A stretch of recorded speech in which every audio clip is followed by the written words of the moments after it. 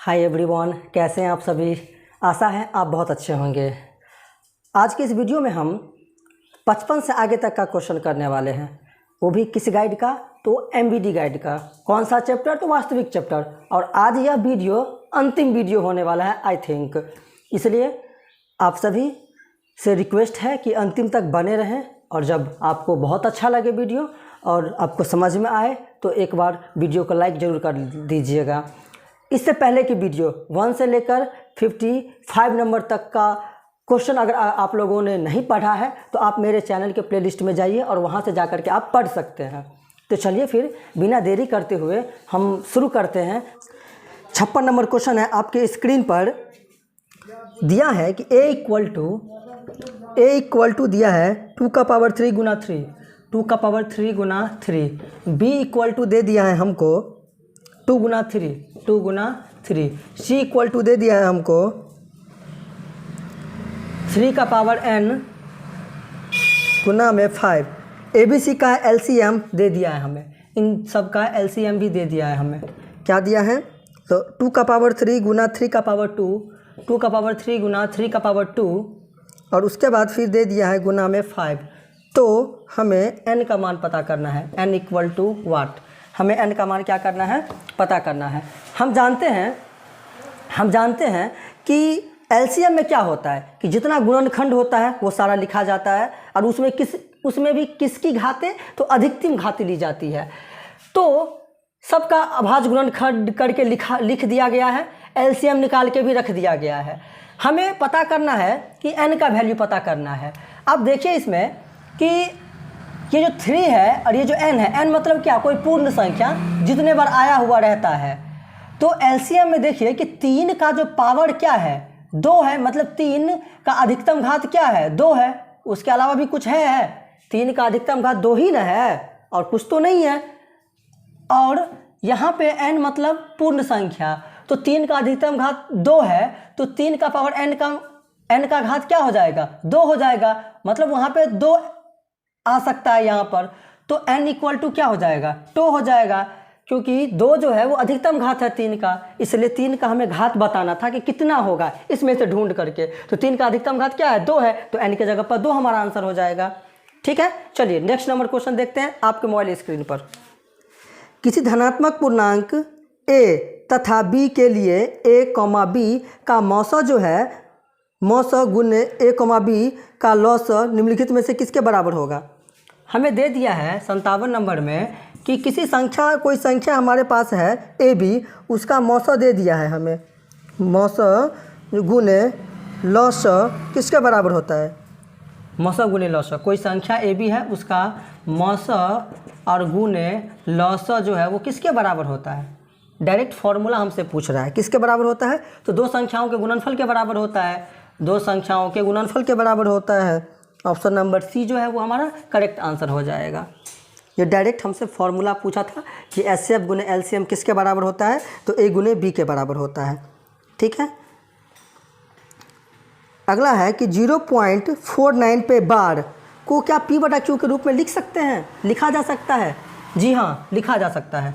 58 number question है कि 0.449 पे रैकरिंग, क्या इसे हम P/Q के रूप में लिख सकते हैं, तो जी हाँ लिख सकते हैं। इससे पहले भी हम क्वेश्चन बताए हैं कि जो संख्या पे रैकरिंग है वो तो लिखेंगे ही, जो संख्या पे रैकरिंग है वो तो लिखेंगे ही, लेकिन कि ऊपर में कितने अंक पे रैकरिंग, 1 2 अंक पे रैकरिंग, तो 2 गुना। जिस संख्या पे रैकरिंग दिया रहेगा उसको ऊपर लिखेंगे, जितने अंक पे रैकरिंग रहेगा उतना 9 नीचे लिखेंगे। एक संख्या पे रैकरिंग तो 1 9 नीचा में, 2 संख्या पर रैकरिंग तो 2 9 नीचा में, 3 संख्या पर रैकरिंग तो 3 9 नीचा में, है ना। इस तरह से हम सॉल्व कर सकते हैं।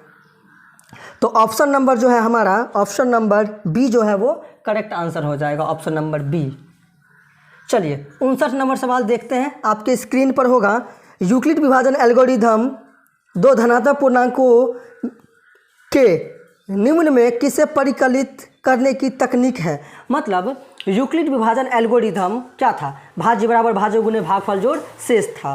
ठीक, वो एक प्रमेयिका थी।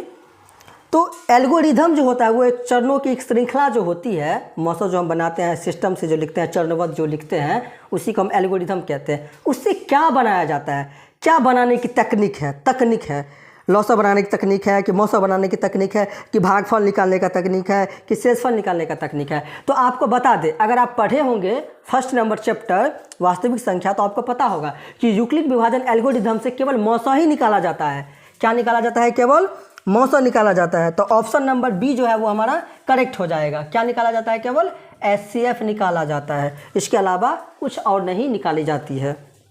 60 नंबर क्वेश्चन है आपके स्क्रीन पर, निम्नलिखित में से कौन परिमेय संख्या है? कौन परिमेय संख्या है, हमें वो ढूंढना है। जो P/Q के रूप में होगा उसे हम परिमेय संख्या कह देंगे। अगर कोई रूट में है, वो है तो वो अपरिमेय संख्या, लेकिन देखेंगे कि अगर उसका वर्गमूल निकलता है तो वो परिमेय कह देंगे। देखिए कैसे, जैसे कि ऑप्शन नंबर ए है हमारा √3, ये तो होगा नहीं क्योंकि इसका वर्गमूल नहीं निकलने वाला है।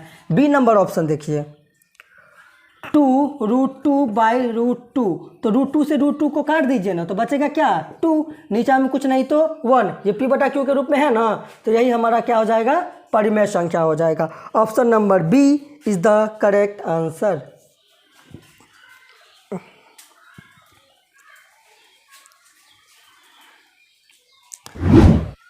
इकसठ नंबर क्वेश्चन है आपके मोबाइल स्क्रीन पर। 61, किसी पूर्णांक p के लिए प्रत्येक सम पूर्णांक का रूप क्या होगा? हमें क्या ढूंढना है? सम पूर्णांक का रूप। और आई थिंक ये तीसरा क्वेश्चन है, ऐसे क्वेश्चन अभी तक में हम 3 बना चुके हैं। ठीक है, तो पहला नंबर ऑप्शन क्या है? देखिए कैसे समझेंगे हम कि सम पूर्णांक का रूप है या नहीं, ध्यान से समझना है यहाँ पर आपको। जैसे पहला ऑप्शन है 2p + 1। देखिए क्या इन दोनों में 2 कॉमन है? इधर तो है, इधर नहीं है। 2 कॉमन नहीं है तो ये सम पूर्णांक का रूप नहीं होगा। तो सर किसका रूप होगा? ये विषम पूर्णांक का रूप होगा। बी नंबर ऑप्शन देखिए, बी में है p भी नहीं होगा। p में तो कोई 2 का कॉमन है ही नहीं तो 2 से भाग जा रहा है। सी नंबर ऑप्शन देखिए p + 1, इसमें भी 2 कॉमन नहीं है तो ये भी नहीं होगा। तो डी नंबर तो हो ही जाएगा। डी में क्या है? देखिए 2p जो है वो आराम से 2 से भाग लग रहा है, आराम से। अगर 2 टर्म हो तो सोचेंगे कि कॉमन क्या है, अगर 1 टर्म हो तो सोचेंगे कि क्या 2 से भाग लग रहा है कि नहीं लग रहा है, तो आराम से लग रहा है। तो ऑप्शन नंबर डी हमारा क्या हो जाएगा? करेक्ट आंसर हो जाएगा। और ये सारी क्या है? विषम धनात्मक पूर्णांक है, और ये क्या है? तो सम धनात्मक पूर्णांक है। और यह चैप्टर पूरी तरह से फिनिश हो चुका है। अगर आपको यह वीडियो अच्छी लगी हो तो हमारे चैनल को सब्सक्राइब कीजिएगा, और अगर आप नए हैं तो आपको बता दें कि इस चैनल पे MBD गाइड का पूरे ऑब्जेक्टिव सब्जेक्टिव का सॉल्यूशन करवाने वाले हैं, इसलिए आप जल्दी से इस चैनल को सब्सक्राइब कर दीजिए और अपने दोस्तों में भी आप इसे शेयर कर दीजिए अगर आपको लगे कि ये इंपॉर्टेंट वीडियो है आपके लिए। तो मिलते हैं नेक्स्ट वीडियो में, तब तक आप अपना और अपने परिवार का ख्याल रखिएगा। जय हिंद।